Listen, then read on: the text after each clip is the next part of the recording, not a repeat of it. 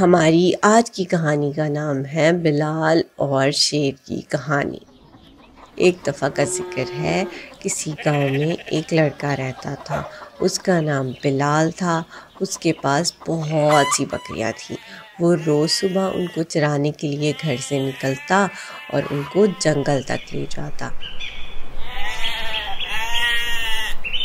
وہاں بکریاں گھاس کھاتیں اور وہ خود پاس ہی ایک جگہ پر بیٹھ جاتا۔ یہ اس کا روزانہ کا کام تھا۔ ایک دن وہاں بیٹھے ہوئے اسے خیال آیا کہ کیوں نہ کوئی شرارت کی جائے۔ اس نے زور زور سے شور کرنا شروع کر دیا، بچاؤ بچاؤ گاؤں والوں مجھے اور بکریوں کو، شیر آ گیا، شیر آ گیا۔ جب گاؤں والوں نے بلال کا شور سنا تو وہ ڈنڈے اور چھریاں لے کر بھاگے بھاگے آئے۔ جب وہ جنگل میں پہنچے تو کیا دیکھا، آگے بلال بیٹھا ہنس رہا ہے۔ گاؤں والوں نے پوچھا کہ شیر کہاں ہے؟ تو بلال نے کہا، میں تو مذاق کر رہا تھا۔ گاؤں والوں کو بہت غصہ آیا اور وہ واپس چلے گئے۔ دوسرے دن پھر بلال نے ایسا ہی کیا۔ اس کے اس طرح بار بار مذاق کرنے اور جھوٹ بولنے سے گاؤں والے بہت خفا ہوئے اور سوچ لیا کہ آئندہ بلال کی مدد کو نہیں جائیں گے۔ دوسرے دن اسی طرح بلال بیٹھا ہوا تھا اور بکریاں گھاس کھا رہی تھیں کہ بلال کو شیر کی آواز سنائی دی۔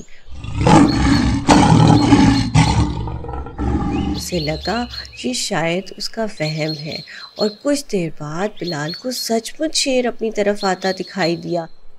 بلال ڈر کے مارے درخت پر چڑھ گیا اور زور زور سے چلانے لگا، بچاؤ بچاؤ گاؤں والوں مجھے اور بکریوں کو، شیر آ گیا، شیر آ گیا۔